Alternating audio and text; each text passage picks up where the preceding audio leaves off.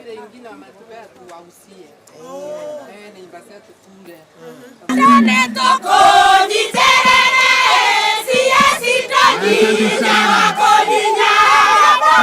Tumesikia pale Mombasa kinara wa chama ya ODM Senator Omburu amejitokeza akasema chama cha ODM inataka kiti ya naibu wa rais come 2027. Sisi tunataka kuambia namna hii tukiwa hapa katika hii kona ya mlima. Chama ya ODM tumekubali tuko katika broad based government na tutafanya katika serikali ya Mheshimiwa William Ruto tukiwa broad based government, tukiwa tumeshikana kuendeleza umoja wa taifa letu na kuhakikisha kwamba serikali ya Kenya inafanyia wananchi wa Kenya kazi sawa sawa.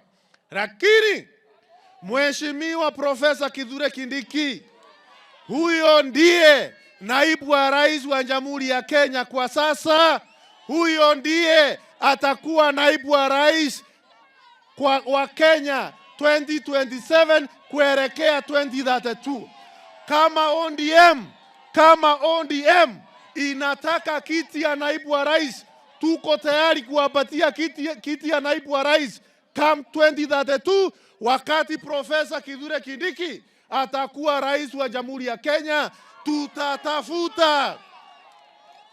Tutatafuta mmoja wao wa chama cha ODM akuwe naibu wa rais 2032.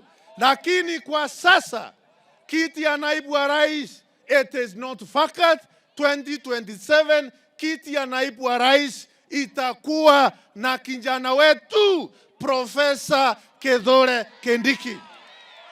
Chama cha ODM, tafadhali Senator Omburu Odinga, tunakwambia tuko tayari kwenda safari moja na ODM 2032.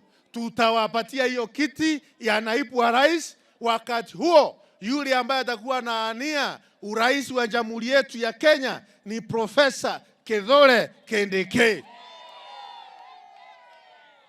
Ama namna gani? Tuwapase habari ama tunyamaze?